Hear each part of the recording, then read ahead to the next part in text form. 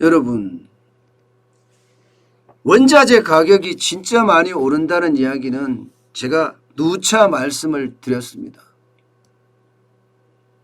원유도 많이 오르고요. 철광석도 많이 오르고요. 니켈도 많이 오르고요. 알루미늄도 많이 오르고요.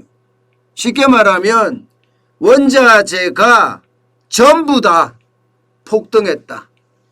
이렇게 이야기할 만큼 가격이 굉장히 많이 올랐습니다.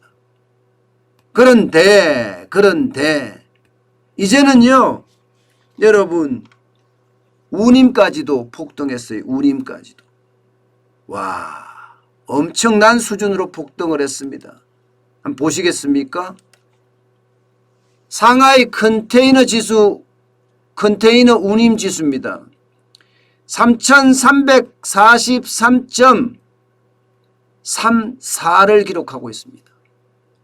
이 정도면 여러분, 이게 그야말로 폭등 중에 폭등입니다. 작년 3월만 하더라도 이게 1000m로 움직이기도 했거든요. 보시다시피 1000m로 움직이기도 했습니다. 그런데 5월 14일 현재 3344.34를 기록한다는 것은 이게 폭등이다 못해 거의 악몽이라고 이야기할 정도예요. 이 컨테이너 운임 지수는요, 컨테이너 운송 15개 항로의 운임을 종합한 수치입니다. 쉽게 말하면 뱃삭의 기초가 되는 거라는 거예요. 기초가 되는 거. 그만큼 많이 오른다는 이야기예요. 이게 작년하고 비교하면요, 지금 컨테이너 운임 지수는 3배나 올랐습니다. 3배. 3배만 이게 적지 않거든요. 적지 않습니다. 아시아에서 북미의 동쪽 해안의 운임은 이게 FEU라는 단어를 쓰거든요. FEU, 40피트 컨테이너라는 이야기입니다. FU당 쉽게 말하면 40피트 컨테이너 한 개당 7,378달러입니다. 7,378달러. 전주에는 342달러 올랐습니다. 전주보다가. 역대 최고가입니다. 역대 최고가. 작년에 대비하면 이거는 상상할 수 없을 정도로 올랐습니다. 게다가 지금 북미 서쪽 해안에 가면요, 주요 항구마다 적어도 배가 한 주 이상 정체를 한답니다. 한 주. 7일 이상 정체를 한대요. 좀 길게 할 때는 2주, 3주까지 간다는 겁니다. 싣고 가도 그만큼 미국의 어떤 펜트업 효과라고 해야 되나요? 보복 소비가 엄청나게 일어나고 있기 때문이라는 겁니다. 북미 서쪽 해안도 마찬가지입니다. 40피트 컨테이너 한 개당 4,839달러입니다. 이것도 굉장히 많이 오른 수치입니다. 여기다가 유럽 노선이요. 유럽 노선도 마찬가지입니다. 여기는 TEU라는 단위를 씁니다. 이거는 20피트 컨테이너입니다. 20피트 컨테이너당 5,438달러. 일주일 전과 비교하면 760달러 치솟았습니다. 이것만 오른 게 아니에요. 근데 컨테이너 운임 지수만 오른 게 아니라 벌커 운임도 많이 올랐습니다. 발틱 운임 지수를 보면요, 그야말로 고공행진 중입니다. 벌커선이라는 게 철광석이나 석탄이나 곡물을 실어 나르는 선박이잖아요. 여러분 죄송합니다.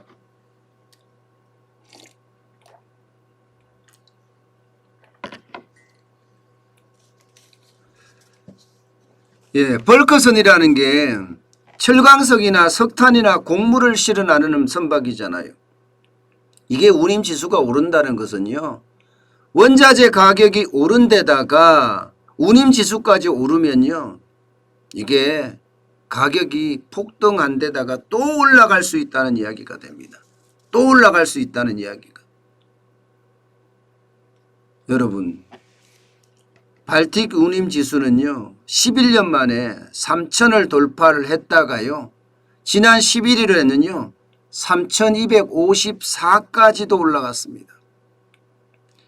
이게 지난해 5월하고 비교를 하면요 6배 올랐어요. 6배. 5월에는 474선이었거든요. 그런데 지금 3,254선이니까 6배 올랐습니다. 그러면 여러분 이 물가 오른 게 결국은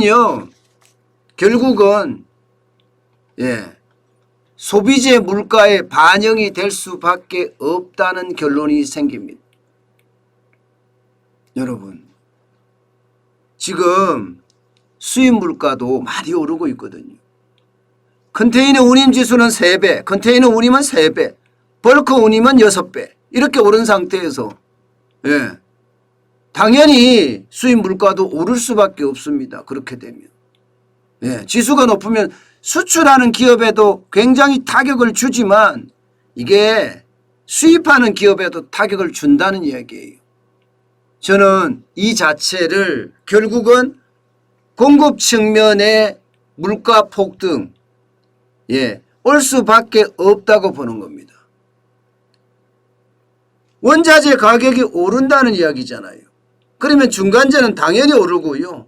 그렇게 되면 기업 입장에서는 제품의 물가를 올려야 됩니다. 제품의 가격을 올려야 돼요. 이게 공급발 인플레이션입니다. 굉장히 나쁜 인플레이션입니다. 실제로 수입을 보면 여러분 수입을 보면 수입 물가가 계속 오르고 있습니다. 4월 달에 잠정 0.5%가 떨어졌다 이렇게 이야기하잖아요. 떨어졌다. 그런데 여러분 잘 봐야 되는 게 이게 단위예요. 단위. 물가 상승에 대한 거는요. 수출입 물가 증감률 추이라고 되어 있는데 그 밑에 단위를 보면 전월 대비입니다. 전월 대비. 이게 전년 대비가 아니에요. 전월 대비예요. 다시 말해서 물가가 오르면 쌓인다는 이야기입니다. 소비자 물가도 그렇잖아요. 소비자 물가도 보여주는 거에 따라 다르지만 통계에 따라 다르지만 전년 대비한 경우가 있고요. 전월 대비한 경우가 있습니다. 지금 이것은 수입 물가를 딱 보면 다 전년 대비가 아니라 전월 대비예요. 그러면 작년 10월에 0%, 11월에 2.1% 쌓였어요. 그 쌓인 데다가 또 다시 12월에는 3.2%가 또 쌓였습니다. 그리고 1월에는 4.4%가 또 쌓였고요. 그러니까 이렇게 계속 마구 쌓인다는 건 여러분 결국은 이게 소비자 물가에 반영이 될 수밖에 없다는 이야기예요. 저희는 미국은 아무래도 보복 소비, 펜트업 효과 때문에 소비가 늘어나서 사실은 물가가 올라가는 수요발 어떤 인플레이션이 좀 강하게 느껴진다면 대한민국은요 반대로 원자재가 오르고 중간재가 올라서 결국은 제품 물가, 상품 물가를 올려야 되는 공급발 인플레이션이 강하게 일어나고 있다는 거예요. 미국하고 우리하고는 인플레이션의 질적인 차이가 지금 현재는 있습니다. 이게 소비발, 수요발 인플레이션은 좋은 인플레이션으로 평가할 수 있어요.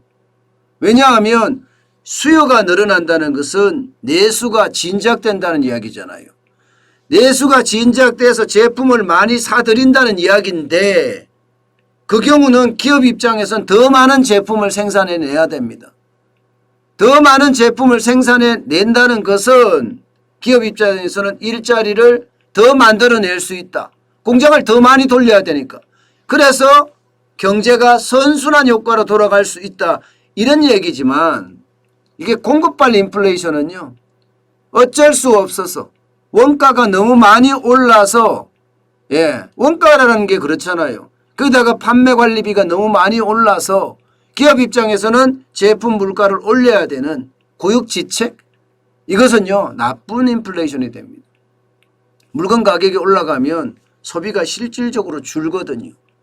지금 정부가 계속해서 내수가 좋아지고 있다 뭐 이런 이야기를 자꾸 이야기를 하는데 그게 이제 카드 매출이 높아지니까 내수가 좋아지고 있다 이런 이야기를 쓰거든요. 그런데 실질적인 바닥 경제에서는요 매출이 늘어났다고 하더라도 아직은이에요. 아직은 코로나19 이전으로 돌아가기가 쉽지가 않습니다. 예. 게다가 공급발 인플레이션, 기업들이 제품, 상품 가격을 올리는 그런 악순환, 이것은요 스태그플레이션에 가깝습니다. 스태그플레이션에 걸리면 헤어나지도 못하거든요. 이게 저성장의 고물가거든요. 그러면 우리 경제에 미치는 영향도 굉장히 큽니다. 예, 굉장히 큽니다. 그래서 지금까지는 모든 역량을 가지고 분석을 해보면요. 예, 결국 대한민국은 나쁜 인플레이션이 좀 더 강하게 지금 되고 있다 이런 얘기입니다. 나쁜 인플레이션은 경제가 침체하기 때문에 이게 벌지 못하는 사람들에게는 굉장히 충격적인 결과를 가져올 수도 있다는 것. 이거 반드시 명심해야 합니다.